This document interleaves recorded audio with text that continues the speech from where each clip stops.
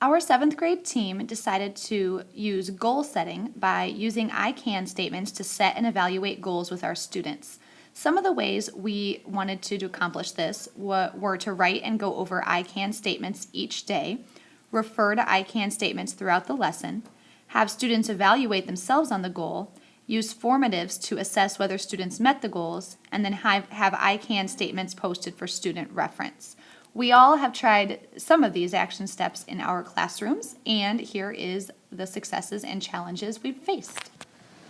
Well, I've started using I can statements as ways to direct what they are expected to know at the end of each lesson. Originally, they didn't like it because it was different. Normally, I had started with a question, and they still like the question. They want the question to answer. But we talk about how these can be turned into questions, or how these can guide what they need to do, and they're kind of coming around. What works better, I think, for them is when I have a sheet like this that I've created where they're doing their work, where it says I can do a task, and then they actually fill the task in. It's also a feedback, self-feedback chart for them, where they have a happy face or a smiley face, or a frowny face, depending on how well they know the information, and then I have to sign off on it as they work through it. 4 times, say I do.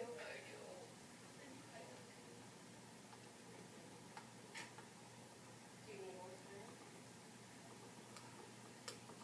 It's a statement, make sure that you put a period at the end. Did you? So our IKEA statement, what do I want to do? What should you be able to do at the end of class today? Simplify, not sacrifice.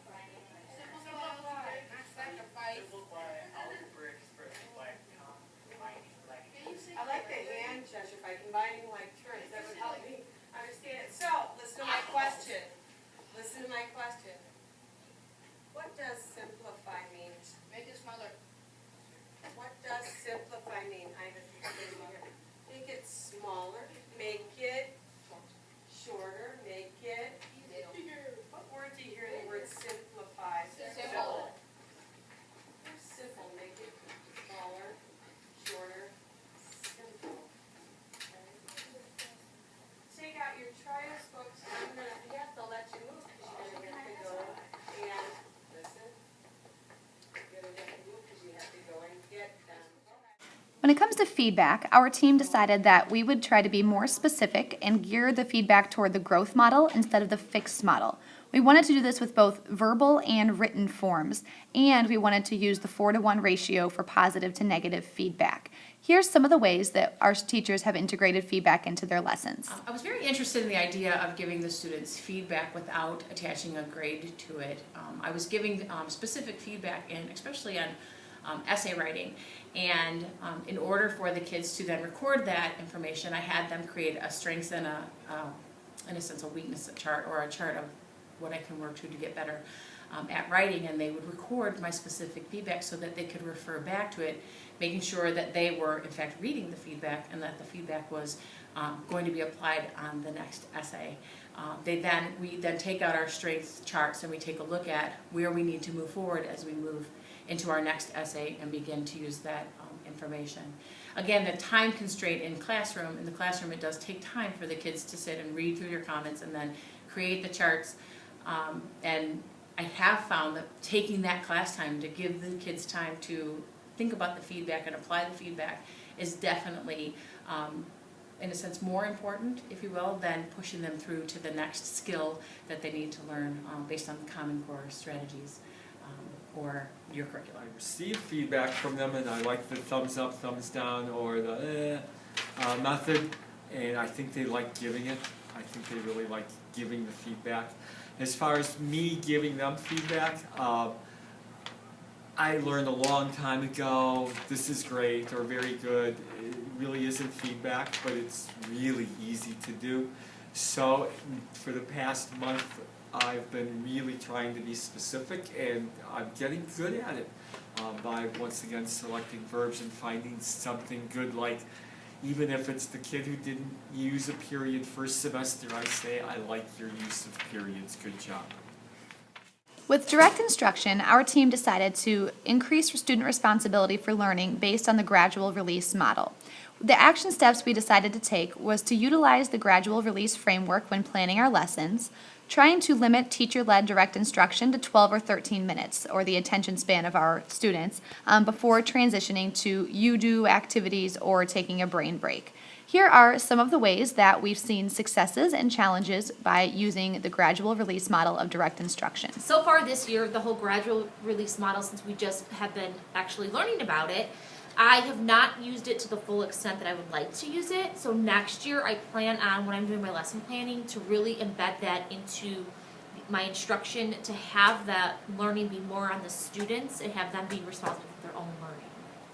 The first thing, I think this suits math teachers very, very easily because that's just kind of the way I think most math teachers teach anyways. But a lot of what I do is I give some guided notes, I go through examples with them. But what I've been doing is I've been instructing them, I'm going to do these several problems with you. And so they know that they really have to be paying attention during those problems because then they're going to be expected to do certain problems on their own. And with my guidance. So when they're doing their own problems, I'm walking around. If I have another teacher in the room, we're both walking around and guiding students, but also seeing which students are having trouble. Then, after that, we usually do some sort of activity.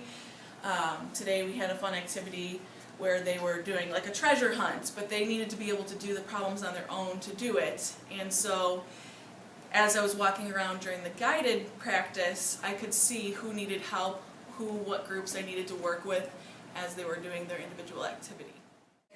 The final strategy our team focused on from these evidence-based instruction conference was reciprocal or student-centered teaching.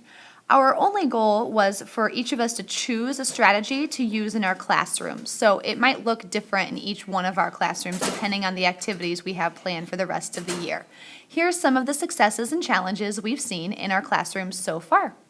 Student-centered learning is something I get really excited about, and I've used it a little bit in my accelerated classes already because I find it easier to manage in that class because they're used to doing a little bit more work on their own, and it's something I'd like to bring into my other classes in the future as well. It'll just take a little bit more teaching them how to work independently and how to think independently, and so that'll be a little bit of a challenge.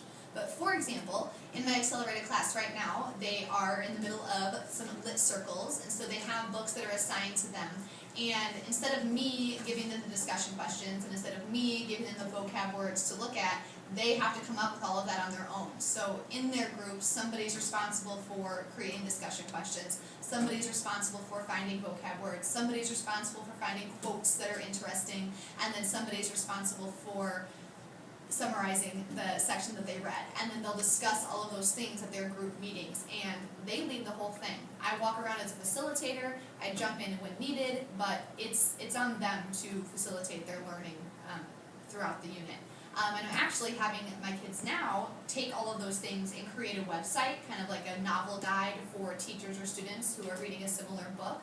So they're taking ownership over it and producing something that could be seen by others as well. We have 84 minutes of math every day. So the first part is typically combinations of direct instruction and guided practice work. The second half of the class, we try to do some type of activity where the kids are helping each other, they're steering their learning. For instance, this activity was a list of problems.